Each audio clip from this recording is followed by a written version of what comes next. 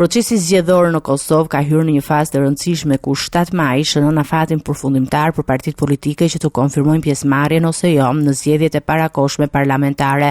Komisioni Qendror i Zgjedhjeve ka bërë të ditur se ky detyrim ligjor i përket 53 subjekteve politike të regjistruara, të cilët duhet gjithashtu të njoftojnë nëse do të karojnë si pjesë e ndonjë koalicioni parazgjedhor. Ky rregull nuk përfshin nismat qytetare apo kandidatët e pavarur të cilët ndjekin procedura të tjera aplikimi, ndërkohë kalendari zgjedhor parashikon edhe një sër hapash të tjerë të rëndësishëm që lidhen me përgatitjen e procesit. Me 5 maj ka nisur aplikimi për akreditimin e vëzhguesve dhe mediave, ndërsa nga 6 maj fillon regjistrimi i votuesve jashtë vendit. Gjatë një periudhe 12 ditore, shtetasit e Kosovës që jetojnë jashtë do të kenë mundësi të aplikojnë për të votuar, duke zgjedhur mes votimit me post apo me përfaqësi diplomatike. Para nisjes së këtij procesi, Komisioni Qendror i Zgjedhjeve pritet të miratojë listën e qendrave të votimit në ambasada dhe konsullata për të lehtësuar pjesëmarrjen e diasporës në zgjedhje.